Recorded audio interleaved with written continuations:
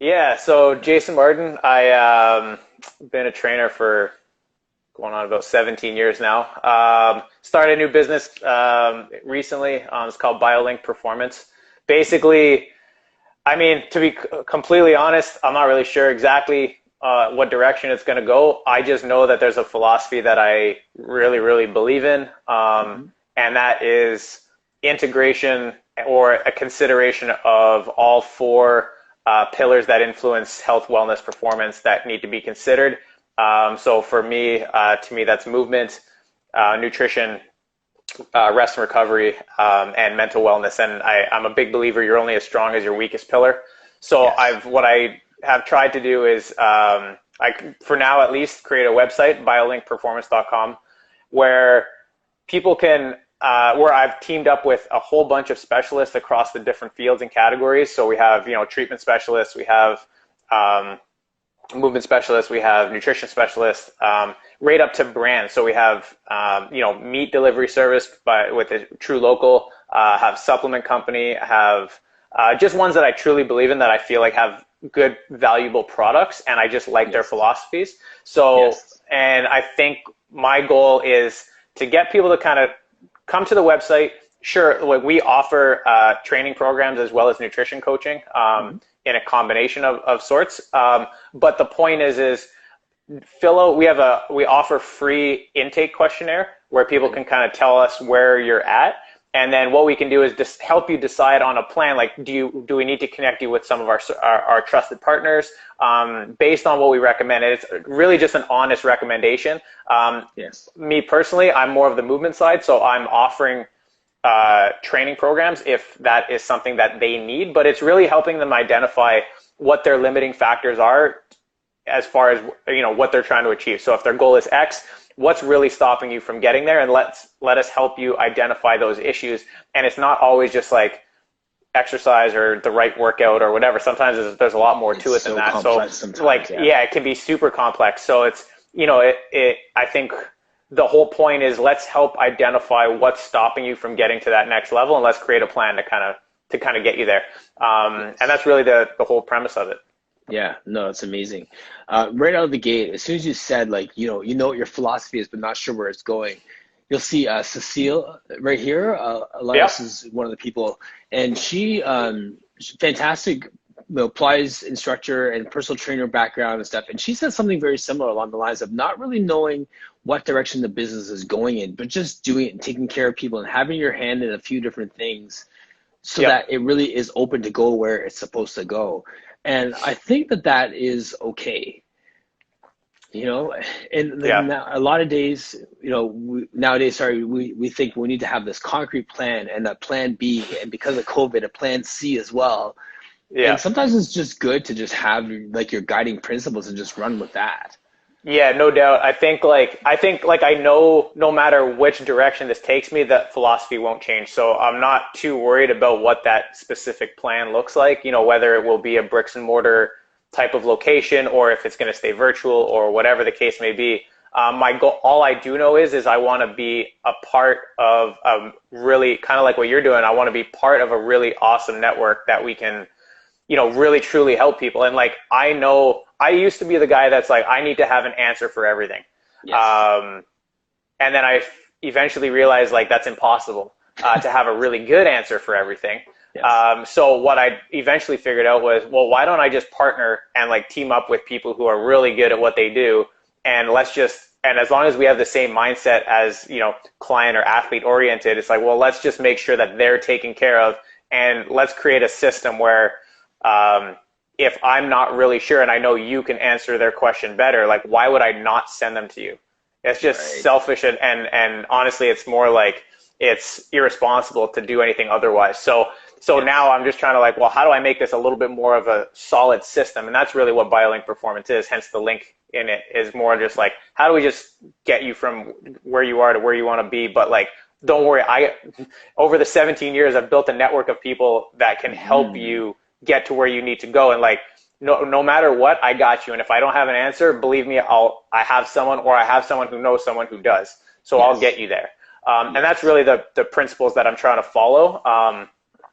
And And yeah, and so it's more just trying to get people connected with the right personnel. And from my standpoint and our standpoint with, the partners that I have, it's like let us quarterback your process. So we'll be the ones touching base and kind of setting you up with who you need to go with. And that's really what we do, along with, offering our training and nutrition services. So that's pretty much that's the gist of it at the moment. Again, who knows where it'll evolve to. Yeah, exactly. Yeah. Who, can you think of a big, huge, successful company that uses a similar plan? And it doesn't necessarily have to be in the fitness space. Well, I mean, unfortunately, the fitness space is kind of all I really know. But the best example I can give is pro sports teams.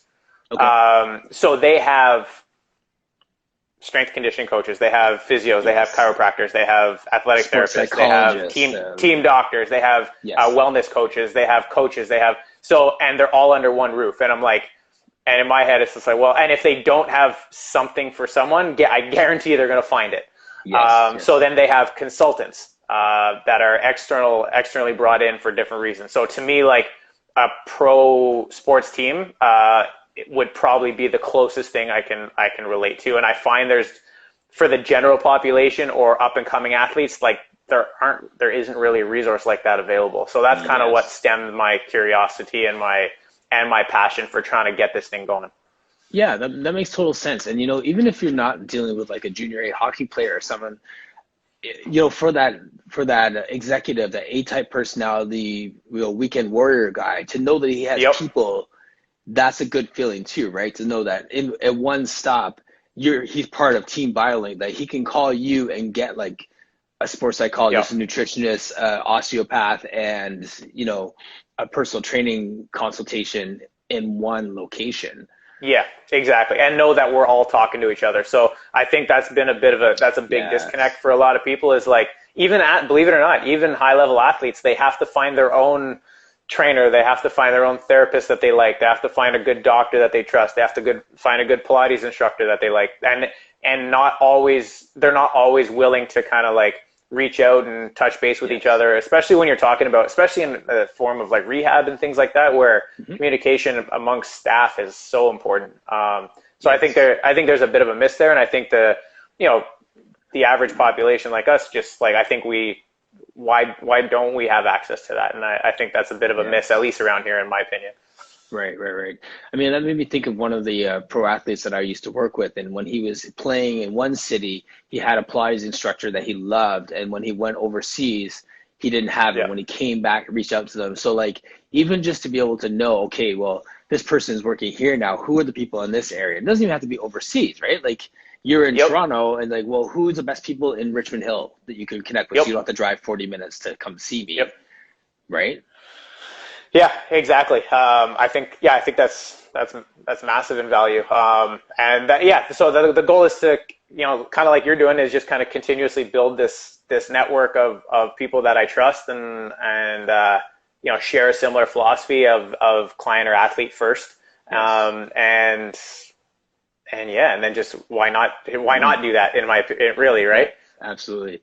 Guys, for those of you who didn't see the first conversation that Jason and I had, I had to laugh at it because I asked him a series of questions, and almost every answer was, it depends. Well, what do you do in this situation? It depends. Well, what about this? It depends. How do you get them well, it depends. And after a while, it became comical, but the reality is that it is about having that individualized approach to the person in front of you when you're working with them. So I've always respected the fact that you do look at that, and it's not a cookie cutter. Okay, we have a new client, we're going to do a push, pull, bend, and next person. Like it is actually that individualized in this approach. So that's very cool. Yeah, I think I've tried to find ways to, I mean, even from you think of it, it is what we do is also, it's still a business where it's, you want to be as efficient as possible, being able to help many people, but at the same time, if you don't spend the time on each person, then you're not really going to be able to do it, which again is a whole other reason why I think having a good team around you where you can kind of outsource to people that you trust and know will take care of them, then I think that's just another important factor. I mean, I think if people have never really moved before or done some primal movements, sure, you could start with the basics, but like in the end, after they're kind of past the foundational movement patterns, then you kind of have to individualize it. Otherwise, even like their overall plan, not just exercise, right? It's if they don't sleep well, it doesn't really matter what else we do. We got to fix that first, right? So you got to have those in-depth conversations, not like, can you squat without pain type thing. So I think there's a lot to consider, and like you said, it depends. Right. And Cecile, like you're saying, we are all unique. That's true. And like you did touch on it with the functional movement screening. And, even in Pilates, like as I start to build the space behind me, I have to think about what would be some of the introductory movements. Like there are like your introductory mat or your introductory reformer that you may use simply to get a sense of how the body moves and to inform how you're going to move forward. So there is a place for kind of a, lack of a better word, a cookie cutter introduction, and then from there, what are you looking for and where do we go instead of keeping I think what you're referring to though is more of a cookie cutter assessment versus really an approach. Yes.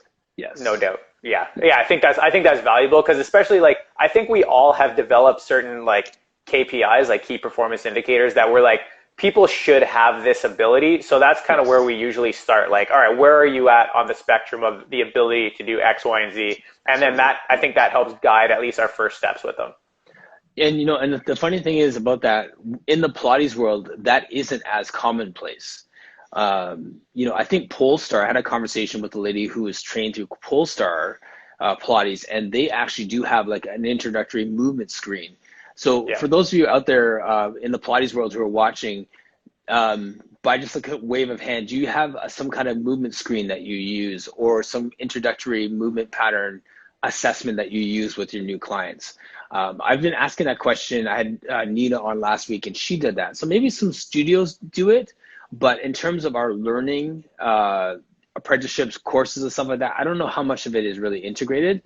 I don't want to say yes or no, but like just within the Pilates world, I can see the value of it, right? I can really see how important it is. But if there's something standardized with it is the question. Yeah, I think, I'm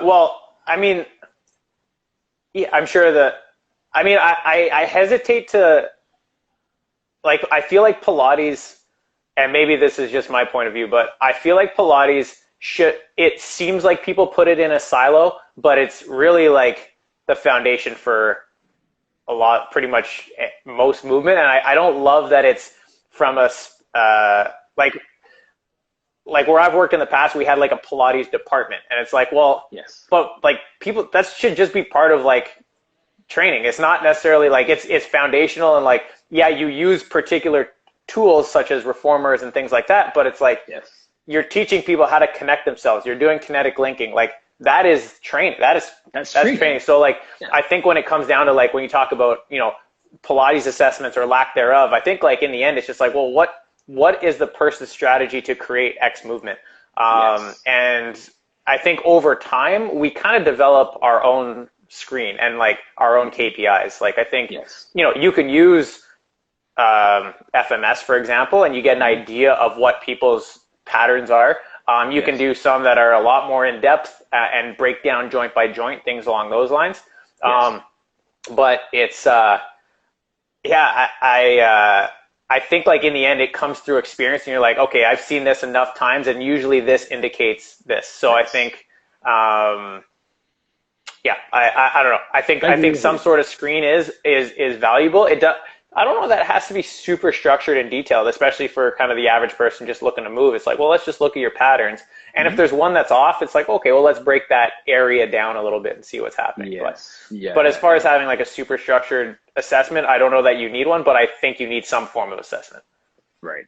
That was a great point you made about Pilates being in a silo. Even with my space here, the reason why it took me so long to actually go to a physical location from from being like a subcontractor or having different arrangements is because I didn't want to open a Pilates studio and then not be able to address resistance training, right? So my space is a business within a business. It's a micro business within a gym setting, so that, Yep. there are days where we're going to be on the floor and using TRX or doing, deadlifts or whatever the case is. And then there will be Yep. days where we're in the space, because I really believe that it is integrated. And somewhere along the line, I don't know when it became a silo, because Joseph Plies, his original studios, there was kettlebells, there was gym like rings hanging from the ceiling. There was, what I'm Yep. saying? Like it was a gym. It wasn't Yep. just a reformer and a ladder barrel. So Yeah, somewhere I it got think like separated. I honestly I think the average trainer doesn't know much about Pilates as a tool. And maybe I'm wrong, but there's a lot, I know of a lot of Pilates instructors that don't really understand the strength and conditioning side. So I think Yes. that's where it starts to become silos, like one or the other. Well, I think you and I know that that's not really the case. It's like, well, what does the person need? It's like Yes. if you meet with a person and they're telling you what they want to achieve, and your automatic is like, oh, we need to do Pilates. It's like, well, have you listened to them? Like you already decided on Pilates and then figuring out a way to justify why that's good for them versus being like, Right. no, Pilates is definitely the way we need to start you XYZ. It's like, Mhm. if a trainer's like, no, Matt, already I know we're going to be deadlifting. I know that. It's You like, see well, that, right? you're going to justify why that's good for them versus like, let me hear you. And so for myself, like I'm no Pilates pro. But if I feel like someone has zero understanding of pelvic floor, diaphragm control, core to extremity type of linking, then I'll be like, you know what, maybe putting you with a specialist that will use the tools to allow you to understand that to at least get you started, or maybe we integrate it once a week with our training program because you need that, not Yes. because I'm already biased towards that type of protocol. Right. It's like a therapist automatically giving you acupuncture before you've even told them what's wrong. It's like, well, tell me why that's a reason. And I think people don't always take the time to really decide on what's the best course of action for people. I mean, sure, there's times where it's like, well, you don't know what you don't know. So I think there's specialists out there and trainers out there that like wouldn't even consider Pilates because they don't actually know what it does, or they Yes. wouldn't consider manual therapy because they don't really know what the point of it is, or like Yes. what's the anatomical change you're trying to achieve or whatever. And that's fine. Like you just don't know, and you can only work with what you do know. But I think there's a ton of value in admitting sometimes when you're like, I'm not Mhm. actually sure. Let me find out for you. Right. And I think that coming back to the link of let's really help the client. It's like, well, check your ego once in a while and make sure that make Yes. sure you're truly taking care and listening to the person in front of you so that you can guide them to whatever they want to do because they don't want to waste their time and money on a service that's Exactly. not really. And the problem is people don't actually know the difference for the most part, at least in general That's population. Yes, exactly. And I've heard it said this way too. Like, not only are we trying to give our clients a good workout and help them to see results, but we're also trying to educate them on what a good workout looks like. Because Yep. when they're educated to know that, okay, I went to this trainer and then we just did burpees and sit-ups and then we went and did our bench press and I Yep. got a good sweat on, and then I went to Jason and then we did like a dynamic warm up and then we were 30 minutes in before we hit the weight and I was drip sweating. Then they Yep. understand, okay, I was sweating from both workouts, but one was actually beneficial for me and the other one was just empty movement Yeah. without reason, Yeah. purpose. Yeah, I think you're bang on with like I think we have to educate people as we go, and if we know that we can't explain the reason why we're doing something, then we need to check ourselves and be like, all right, do I not understand this fully, or am I just picking this for the sake of picking it? Um, Yes. I mean, I've worked with athletes and clients where it's like the first couple sessions we don't even sweat, but if we don't fix certain things, it doesn't matter what we do. Like if we have to spend some time doing some release techniques or like some PNF or whatever, it's just like, well, that's what you need. I'm sorry. Like if we don't do that, you're going to hurt yourself or you're not going to. Yes. So I think it's important that we understand why we're deciding on what we're doing and then, relaying that to the client, so that Yes. they are on board. Because if they're not buying in, you're going to get a half-assed, response from them. So that's no fun. Right. And they're not going to really achieve it. But if you have sound explanation, I think that's a must-have. That is. And also what was implicit what you said, there was this understanding of the type of learner that you have in front of you.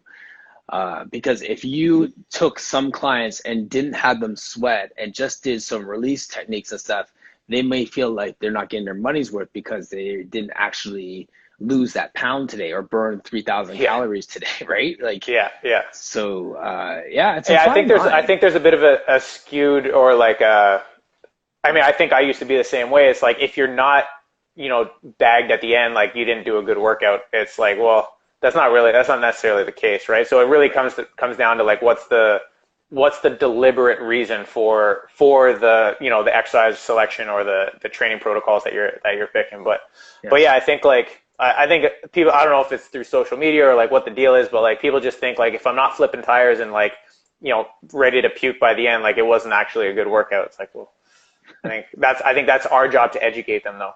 Yes. Yeah. Yeah. You've been training for like 17 years, you said? Yeah, about. Don't you wish you could have like your people from like year one back and just show them how much you Oh know man, now?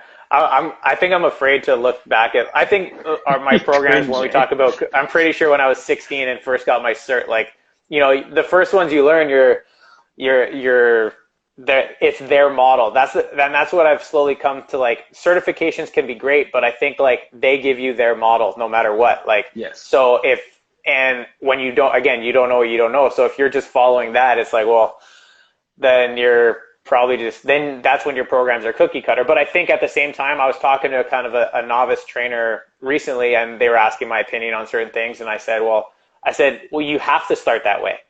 You Yeah. can't jump into like a fully integrated like you can't know everything off the bat, but you have to start. And even if Yes. you're giving people a push pull kind of like workout, like a Mhm. traditional style workout, it's like well that's better than zero and you're Yes. going to start to notice how people move relative to other people and that will just guide you, right? I Yes. had a Boston mentor a few years ago that he had me do a corrective exercise specialist cert. So the Yes. whole concept is being able to identify dysfunctions and then what does that mean. And so I do this course and like it's pretty challenging like from an anatomical standpoint and we finish it. I'm like, all right, I think I got it. And he's just like, okay, great, now you're done, now we can have a conversation. And I'm Oh, like, what do you mean? He's just like, well, that textbook is very black and white, but nothing is black and white, hence the it depends concept we were talking about before. So I'm right. just like, oh man, I just went through this like 3 months of grinding through this course and you're telling me it's just enough to have a conversation. He's like, yeah, that's it. I'm like, oh, okay. So Yeah, it is what it is, right? So if it like you is. say going back to your initial programs and stuff, like you can only really work with what you know and some obviously at the beginning that's limited.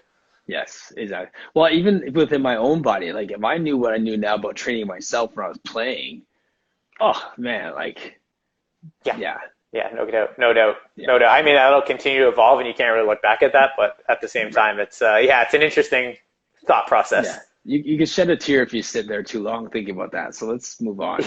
Yeah, no doubt. Um, the I love what you were saying earlier about like the pillars and staying with the pillars and that evolving who you are. And that made me think just about, when I work with kids and they're trying to figure out what they want to do as a job. A lot of times like, well, what do you want to do? What do you want to do when you grow up? What do you want to study? And I'm going through this with my son right now. And Yeah, the question really needs to be, who do you want to become? yeah, yeah. I agree with that one 100%. It's not so much what do you want to be like. Achieve. I think you can achieve the type of person you want to become through different avenues. So it's more Yes. like, I think it's really understanding what you care about and what your values are. Yes. And, you can work at a grocery store and still follow those values. So it's not like, I don't think you have to, you could be miserable doing a job you think you want to Hmm. be or want to do. But in the Yes. end, like you can do anything. And I think nowadays, especially in our society, you can really do whatever the heck you want as long as you see, if you believe it makes sense. Obviously, you need to find a way to make a living doing it. There's always that. But I think no matter what, like if you, yeah, I'm a huge advocate of. I don't have kids yet, but I think the idea of what do you want to become versus what do you want to do is such a great philosophy to live by for sure. Yeah, and we see that. I see that with people who are being authentic with their fitness business journey as well. Yep. I really do see Yeah, that just in the conversation I've had with people like yourself. yeah. I mean, even it's funny too. Even talking to I work with some elite level youth athletes, um, and so much of our discussions are about what type of player. Like I work a lot with hockey players, so it's easier to talk about that. And it's a team sport, Yes. little different than some other sports. I do have like some tennis players and some other athletes, but in the hockey world, it's like so much of it is who you are in the dressing room, just as almost as much as how skilled you are. We've Right. seen some in any sport. You've seen some high skilled people that are just jerks and just don't Yeah. end up going anywhere because they can't get along with people, and then they have a really their careers either cut short or they don't reach the potential simply because of their character. And Yes. I work with quite a few 15, 16, 17-year-old athletes where it's like just be a good, like, keep working on your skills, keep refining all that, but like you got to be a good person too at the same time. And especially if Yes. and I mean obviously that goes for a lot of sports, but that, and in the end sports will stop, like, for you, Right. if you're lucky at like 35, 40. Right. So Yeah. so you still got a lifetime ahead of you after that. Like, and if you come out of there with a terrible like character reputation, then well, you're Well, kind of setting yourself short.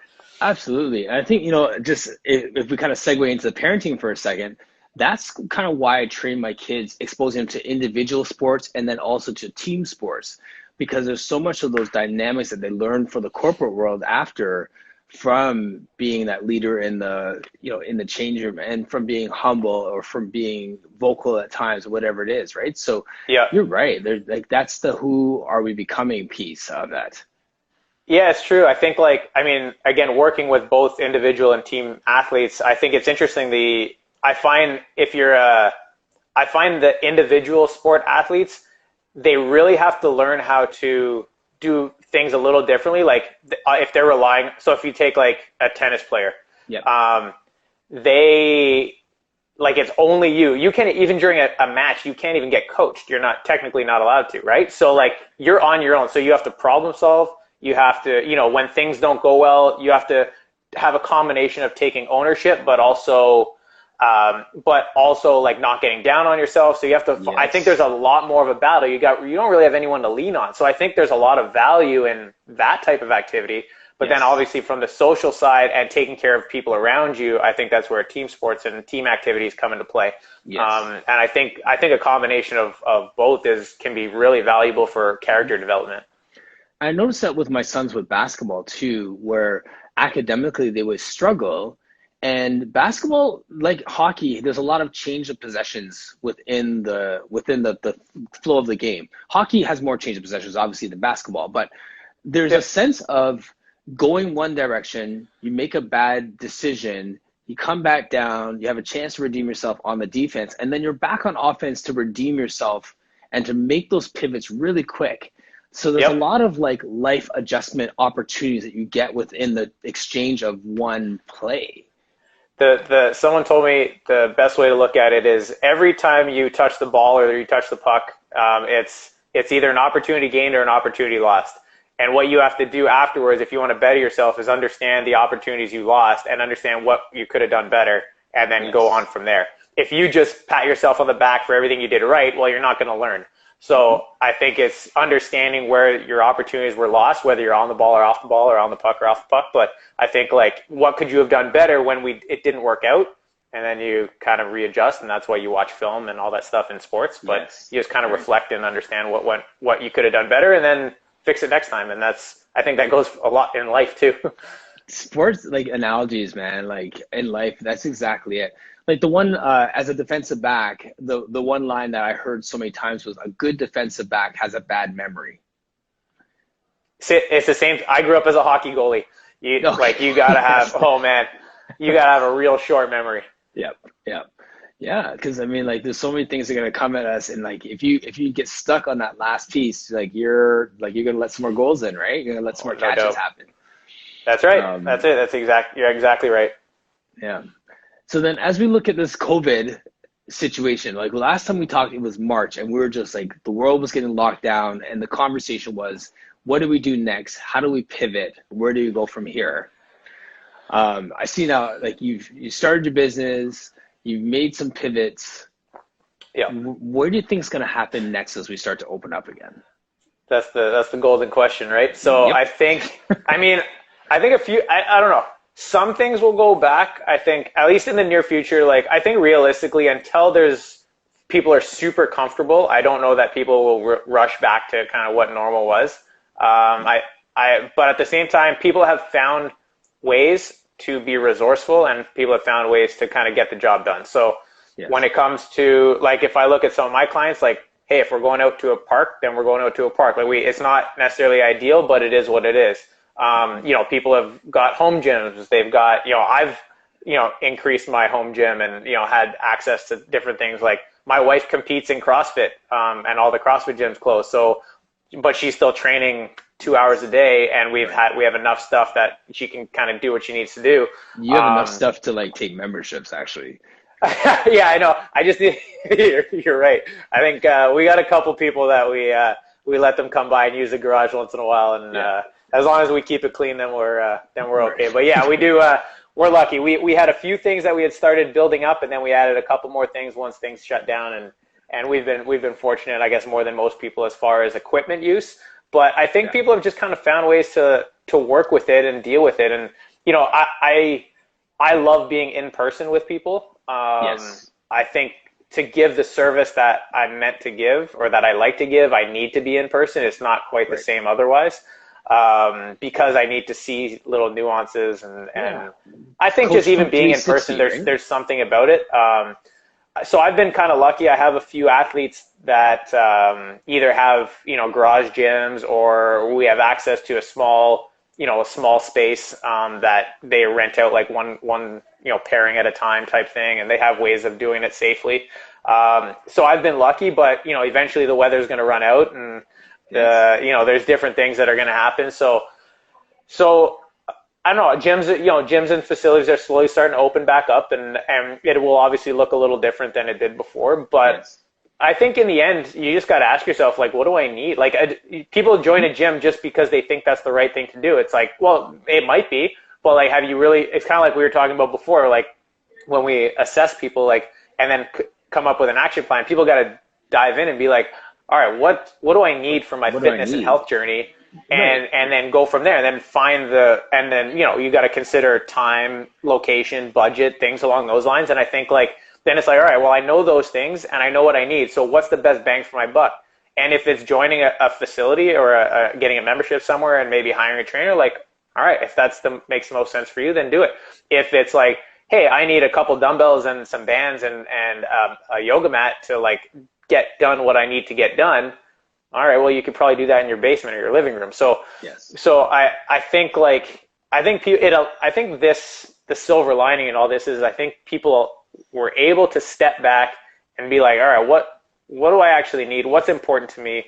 I think it forced us out of a routine and made us actually step back and think. And I think that's it's kind of cool at the same time as it was obviously not ideal for a lot of people. I think the silver lining it is that we were forced to adapt, and I don't think we have to do that we never really had to for a long time. And people, the people who are willing and able to adapt did well. And I think the people who like making excuses didn't adapt well.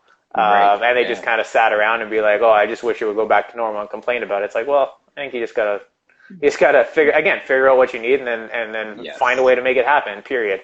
Yeah, no, exactly. And I've started to say it like this. If I was to have an elevator pitch for the virtual classes that we're doing now, if you think of food, you think of it as, well, whole foods are ideal, right? And that's the best way to fuel your body, whole foods. And then if you want to take your vitamins and your omegas and all these other multis and stuff like that, those are actually supplements. They're not replacements. They're supplements to what you should be doing. I feel like for myself personally, like virtual training is not going to go away, but it's a supplement to what we're doing. And I want to make sure that that's still something that continues when we're like 100% back to normal, whatever that is. Clients are coming in, that virtual training is integrated into their exercise prescription as a supplement, like a protein shake, like a multivitamin. so that Yeah. they can continue with that piece of ownership that we are celebrating that people found during this pandemic. Yeah, no doubt. I mean, I think if you think of it realistically, like if people have a decent setup and like I think what's important is it's obviously a little better if you've coached them in person before so that they Yes. understand your cues and you understand like Hmm. to try to do like an assessment or like start with someone new, it's a little trickier. Yes. Especially when you're dealing with like little nuances and little Nuances. movement patterns, but Yeah. at the same time, I think you're right. Like I think it is a great option where it's like, because if the excuse is, oh, I can't get to the gym, it's like, well, let's take that excuse out of the book. Yes. And it's like, and I think like even from a business side, I think you can run a decent business from your own home. Virtually. Yeah. That being said, depends on the type of service you want to give. Right. So Yeah.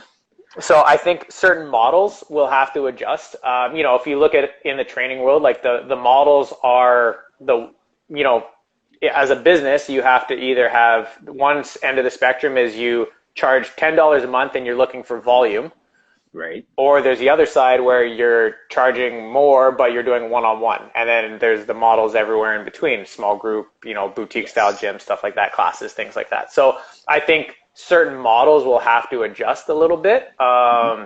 What's up, Aaron? Hey, what's going um, on? I think models will change a little bit, but I think in the end, I think I think the digital and virtual stuff there is place for it, and it'll obviously become a little bit more common. It's now that Yes. people have realized. Like I have clients that they've now just invested, a few $1,000s into a solid home gym with a good webcam set up, Yes. and they can do their whole thing, and they enjoy being at home, and they don't have to go anywhere, especially if they have young kids or things like Hmm. that. It's It just you know works. it it's it works. It works for a lot of people. So Yeah. Yeah. it's yeah. I think there will be changes, but I think those who are adaptable will come out on top here. Absolutely. Absolutely. I was saying to, I don't know if I said it to you last time we talked, but as part of my growing edge through this time is I've picked up a client who I've never actually trained in person.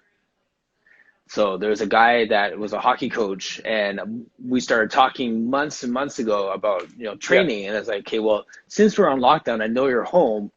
Yeah, I almost want to make this a project. Can I start training you? And we did like PT with the gym in his home. I introduced him to Pilates. I still haven't physically done a one-on-one with him since March, and I've yeah, had him like 2 to 3 times a week. And yep, it's funny. Like he's like, well, how much do you want to charge and stuff? And I'm giving him a great deal on it, simply because I'm almost like getting a free education out of it. Like I'm getting sharper yeah, with my cues. I'm learning how to train, like to cue when I don't have 360 degrees to look around him. I have one yep, camera angle. I can ask him to move it, but that sort of thing. So I've tried to just take this time to learn how to sharpen my cues and to sharpen the way that I train. Because like you, I'm so dependent on being able to be hands-on with a cue or to be able to see from every angle and all these different things. So yep. yeah, that's definitely Yeah, another way to I look mean, at it. it's different. You kind of work with what you can, but I think that's a good way to look at it. Like you are refining because your cueing has to be bang on. Has to be. Yep. So, yeah, no, I mean, it's definitely a process, and again, it comes down to just being able to adapt to it and work with what you got. Right, right, right, right. The question I had for you as we were talking earlier, this is more of a sensitive topic, and I'd love to get some more input from people who are watching as well. We're in kind of the sport performance world's side or spectrum, right? Like as much as we Yep. we can work with everybody, Hmm. that seems to be the people that we're attracted to, and we have general population people in the kind of social media world. A lot of women and men are talking about body image, being body neutral, taking care of yourself and all this stuff. And that's a far cry from the optimal body, not just six pack, but like ultimate performance and eating clean and sleeping right, all those different things to get your body to this lean, tight, high performance package. Yep. So what's your thoughts on this whole body image, body neutral stance that people take? Well, I mean, yeah, that's a tough question. I think most of my clientele is that's not the main objective. That being said, I think what I like to educate people on is like, if you exercise and do all the things right, the aesthetic side of it is going to be a byproduct. Yes. And like it depends. Like if their goal is just aesthetics, well, first of all, I'm the wrong person to ask because there's better people than myself to help you in that, coach you through that. Like if your goal is to compete in physique competitions or bodybuilding or things like that, it's like I'm the wrong person to ask. But if the goal is just generally look good, if you want to be, you want to feel confident going into a beach or whatever, it's like, well, I think by taking care of how you move, how you eat, how you sleep, and your mental state, all of those, you're trying to control hormones. Really, all of that is what that comes down to. Good and point. if you can keep your stress management under control, and you can keep your hormones relatively balanced, your body composition will change most likely to the desired outcome anyway. But if the focus is just like lean, then I find people just go too extreme. So it's like, oh, I need to lose weight. So it's like, I'm just going to go into like 1,000-calorie deficit every day. It's like, right. You're just manipulating variables. But that's not going to help you. You know what I mean? Like I try to educate people on like slightly adjusting the goal to not necessarily the goal, or I slight adjusting what the process goal will look like versus like, let's talk about like, if you're eating poorly, let's say, well, your tissue is not going to look great and it's not going to move well. So we need to fix that in order for you to be able to, like, you want to build up you want to build your chest on bench press. Like, all right, well, your tissue doesn't move well. So you're going to be super restricted. You're probably going to end up with a shoulder injury because you're not able to do it. So it's like, it's just slightly adjusting the process or the mindset of what they're trying to achieve.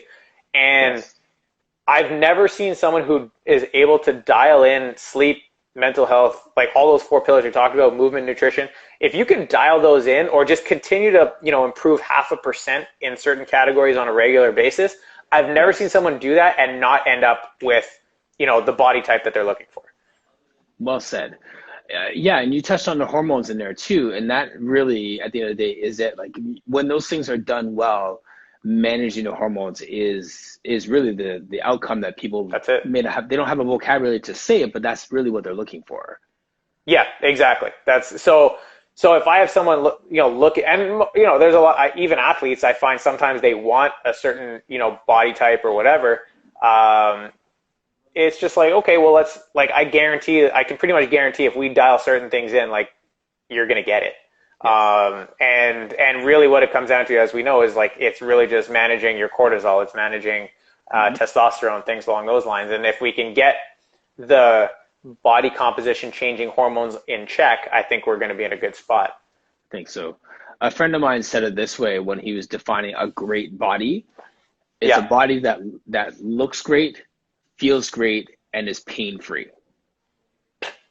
Yeah, that's the dream. That's the dream.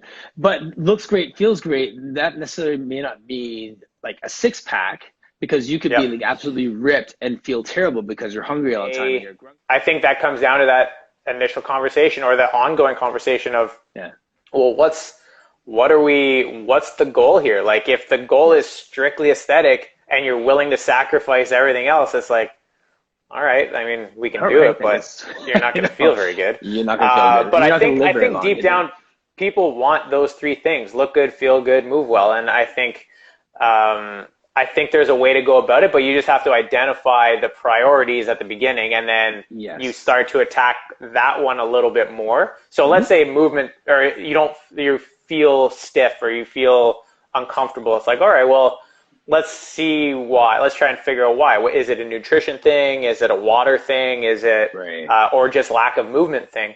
Or a combination. It's like, well, if we don't fix that, then that's our high priority. Even though we're still looking at these ones, this is priority number one. And let's see Yes. what a month does with us by focusing on this. And then eventually, then you just start reevaluating these, Hmm. these little dials, and you're like, okay, now let's shift our focus a little to this, and then we reevaluate and Yes. do that. So And then you throw in a bicep curl just to make them feel good in the middle of it. yeah, you want to do some curls for the beach, then go Yeah, for that's it. good. But yeah, uh, no doubt. I think let's like see. I think the aesthetic side is a byproduct of really taking care of yourself. Yeah, see, Tela Pilates, her comment there. I think the focus should be on health and better habits, steering clear of counting calories or obsessive behavior habits completely. For me, it's changing habits one at a time for people. Yeah, exactly. That's exactly it. The end result includes a better body, both inside and out. Yeah, that's it. I think, when we move away, just in general, like this is James Clear, right? He talks about like moving away from goal setting and moving towards habits. Um, Yeah, I think there's. I honestly, I feel like sometimes there is. So the example of counting calories. Yeah, I don't love the idea of it all the time, but sometimes people have no concept of what that is, and you do have. And it really, if you're trying to lose weight or gain weight, like you have to understand what calories are, and yes. what an energy deficit is. And the quality Or an of energy calories too, right? surplus. And so I think there is, so I think you have to say, so for example, easy example, it's like someone's trying to lose weight. Okay, well, we know in order to lose weight, you have to take in less calories than you're putting out, period. Mm-hmm. If you don't do that, you're not losing weight. Sorry. So now it's like, even if you're eating well and you're eating more than you're putting out, you're still not going to lose weight. So if the goal is losing weight, you have to go into an energy deficit. So but then it's like, okay, well, what? And then obviously you talk about quality of food. And then all we're doing is the habit is why are they eating too much? So now we have to look at the habit of how do we get them Mindfulness. to, eat less, whether it's snacking or portion size or whatever it might be, or food selection. But Okay. if they don't understand calories, then it doesn't, then the habits, they need to understand it. And I think if the more they understand, we talked about this earlier, is like we have to educate in order for them to buy in. And Mm-hmm. yes, the goal is to adjust habits, but if they understand why the habit needs to be changed for a specific reason, I think that they kind of go hand in hand. Yes, yes. And depending on the person, just to qualify that too, depending on the person who has been fed, calories, calories, calories, calories, their education still needs to be there for them to understand that an obsession of the calories isn't going to get them to Mm-hmm. their goal. It's just understand Mm-hmm. what part that plays in it. Because calories in, calories out is fine until a person is stressed as well, right? Yeah, yeah, for sure. I agree. I think, to be honest, I think sometimes people just don't. I think honestly, the biggest one is people don't understand like nutritional density of food, and I think that's a big one. Yes. Whereas like a lot of times when I get people eating the right foods, even at a potentially calorie in a calorie deficit, their plates are massive because they're Yes. just eating a lot of good things, but the calorie count, the bang for their buck from a calorie perspective is so good that they Mm-hmm. actually need to eat a lot more than they thought. So they're eating like four massive plates throughout the day. It's just the right things, and they're still at like a 300 to 500 calorie deficit compared to what they're used to. What they're used to, Um, right? and again, I think people just need to understand. That's why I try to get people to understand how to like even tracking. If you're like, oh, if you weigh food, you're crazy. Like, well, no, I just need to know like how much I'm having. How am I supposed to adjust what Yes. I'm trying to do? Like, I think, and that it just paints a picture for you. Like, my wife's Yes. not a food craze. She weighs her food to make sure she gets enough. Right. Um, Right. where you don't hear that too often. Mm. But you look at bodybuilders, like they need enough to be able to fuel them. So, from a Right. carbohydrate standpoint and protein standpoint, it's like, am I having it relatively at the right time? But like, I need to make sure I'm getting enough of those macronutrients to support whatever I'm trying to do. And I Right. think Yeah. people need to be careful with, there's so many diets with names out there Mm-hmm. that I think people need to stop calling their diet a name. I think they just need to like understand what they're trying to achieve and what type of foods they respond well to, and then have the right amounts, and that's pretty much all it is. Yes, that's a great closing thought. That's very nice. It kind of makes me a little bit crazy when I hear people like, "Oh, I'm doing this type of diet." It's like, okay, like why? Tell me what. And Right. usually it's just a basic reason, but it's like, well, why don't you just eat that and you'll be okay? Like you'll be all right. Just It's not a pet. Just call it. Just eat real food. Yeah, it's so true, man. Man, Jason, it's always fun talking with you, man. Like we need to do like a round three sooner than later. I'm Yeah, so no excited to doubt. see I'm so excited to see where BioLink's gonna go, man. Because like you're surrounding yourself with some smart people, and you have a great plan. So amazing work.